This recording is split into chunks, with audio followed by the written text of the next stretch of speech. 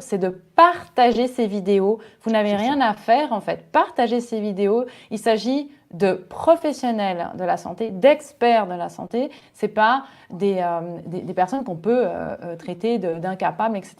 Donc je vous laisse regarder ce zapping qui a été préparé pour vous les amis, aussi pour vous remercier d'être là tous les jeudis. Génial. D'ailleurs, les tests, la défiance qu'on peut avoir sur ce gouvernement, c'est aussi qu'on sort de la période de test. C'est-à-dire qu'on a balancé 2 milliards dans la nature pour rien. Les tests, ça sert absolument à rien. Tels qu'ils sont faits. Tels qu'ils sont faits. Non, mais il faut le dire quand même. Je suis assez d'accord. On peut pas dire. Non, vous êtes d'accord? Oui. Non, mais c'est ça. Moi, je veux bien qu'on soit, comment dire, qu'on remette pas du tout en cause les décisions qui sont prises. Les tests, 2 milliards pour rien.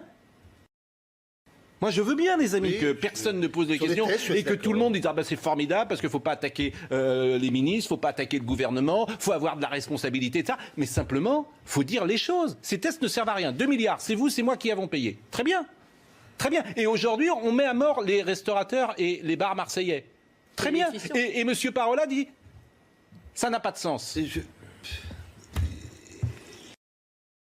Donc, quels sont les gens qui nous gouvernent? Il y a un moment, il faut poser les questions quand même.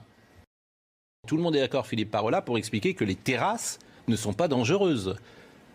Comment faire comprendre à un restaurateur ou à quelqu'un qui a un bar à Marseille, qui a vécu le printemps dans les difficiles, voilà, qu'on lui ferme sa terrasse alors qu'on nous explique que ce n'est pas là que le virus circule. Mais là encore, ceux qui prennent les décisions, mais qu'est-ce qu'ils ont dans la tête ? C'est ridicule. Tous ceux que j'ai eus, et même des gens de La République En Marche, que je ne vais pas citer parce qu'ils m'ont demandé de ne pas les citer, m'ont expliqué que ces décisions n'ont pas de sens, notamment dans certaines villes de France. On ferme les bars à 22 h et les mêmes jeunes vont aller dans des appartements, dans des clusters, alors que les bars respectent le protocole sanitaire. Mais tout ça est grotesque. Au ministère de la Santé, on décide de fermer unilatéralement dans un département entier. Moi je pense ça. Moi je pense vraiment que. Pourquoi c'est pour refaire chez Raoult? Je pense qu'ils sont incompétents. Non, mais je pense que les gens du ministère, je vous le dis, mais vous avez peur de le dire. Vous avez la trouille de le dire. Évidemment, vous avez peur.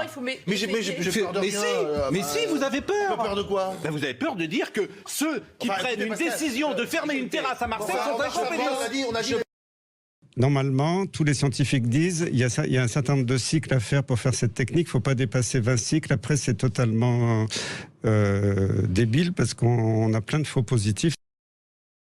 C'est-à-dire que c'est un fait scientifique. Quand vous êtes dans un bar, un restaurant, une salle de sport, vous contaminez plus que quand vous êtes au travail. Excusez-moi. Alors attendez, il va falloir le redire. Vous perdiez l'habitude de me couper à chaque fois que je m'exprime, monsieur Toussaint. Vous êtes déjà en train de me couper. Vous ne me couperez pas quand je m'exprime. Ce n'est pas vrai. Ce que vous dites n'est pas vrai. Vous avez des chiffres? Alors on m'a dit 4 fois, 5 fois 2 en restaurant, fois 3 en salle de sport et fois 4 en bar. Pour les bars, en termes de contamination. Les salles de sport, 27 millions d'entrées depuis le retour, 200 contaminations. On est inférieur à 10 par million d'entrées. Okay. Voilà ce qu'on appelle des cas positifs. Je rappelle que ce ne sont pas des malades. Or, nous sommes en train de dériver actuellement, Midi Libre hier, qui dit les 16 000 nouveaux tests positifs de jeudi sont des malades.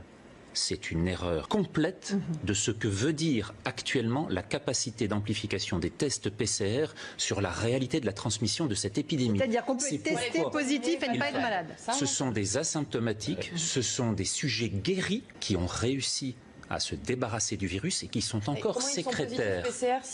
Eh bien parce que, chère madame, lorsque vous avez encore du virus dans vos fosses nasales, vous continuez tout en ayant réussi à vous en défendre, à donner à donner des fragments dans l'air extérieur. Ces fragments du virus informent les autres de ce qui se passe et vous n'êtes plus contaminant de la forme létale du virus. Autrement dit, on a 90% actuellement des 10 000 à 16 000 cas positifs par jour, qui sont des gens qui ne sont pas transmetteurs, voire qui sont guéris. Et on a noyé au milieu de tout cela les malades qui auraient besoin justement d'être diagnostiqués et sur lesquels les laboratoires n'arrivent plus, faute de réactifs, à pouvoir donner l'ensemble de ces résultats. Donc on est en train de noyer le poisson dans une communication, vous m'avez dit communiquer, mais dans une communication du gouvernement qui s'égare. Pourquoi? J'ai entendu ce matin une ministre du gouvernement nous dire, et je cite, actuellement, les décisions ne sont plus aujourd'hui prises sur la réalité de la circulation du virus. Écoutez-la, sur Europe 1 à 8h18. Alors, on va refaire. Je vous soumets quand même ces chiffres. 27 millions de passages dans les salles de sport pour 207 cas avérés. 207 cas. Les décisions aujourd'hui ne sont pas prises en fonction d'une réalité qui serait celle de la circulation du virus, puisqu'on ne sait pas comment le virus se transmet clairement aujourd'hui. Les décisions qui ont été prises, c'est pour dire, dans votre vie personnelle et de loisirs, il faut continuer à être discipliné comme vous l'êtes lorsque vous avez la pression sociale de la vie en collectivité, au travail, dans les transports ou dans la rue. Il faut que dans notre vie sociale, à tous, eh bien, on continue à faire attention parce que pour éviter un deuxième confinement total. Voilà, vous avez bien compris les amis, il faut être discipliné, hein. Non mais franchement, hein, qu'est-ce que vous avez envie de dire là? Parce que j'ai vu quand même pas mal de commentaires dans le chat qui disaient ah, ça fait du bien quand même, hein, ça fait du bien. Alors, oui Jean-Jacques. Mais ce que je dirais, c'est que au Québec, on ne voit absolument pas ça. Donc, et je salue les quelques journalistes qui commencent à oser.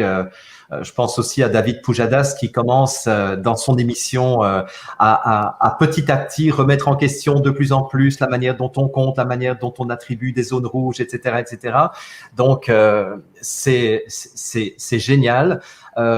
Et ici au Québec, ce que je constate, c'est deux choses. Un, c'est que par rapport à mon combat contre H1N1 en 2009, où toutes les TV mainstream et toutes les radios mainstream m'avaient ouvert leurs portes puisque j'étais celui qui ouvrait le plus ma gueule. Donc, en fait, j'ai été invité par tous les journalistes et j'ai pu me confronter au ministre de la Santé, à des médecins, etc. Donc là, il y avait encore une possibilité de débat contradictoire. Cette fois-ci, personne parmi la résistance et l'opposition n'a été une seule fois invité par un média mainstream. Donc ça, c'est la première différence.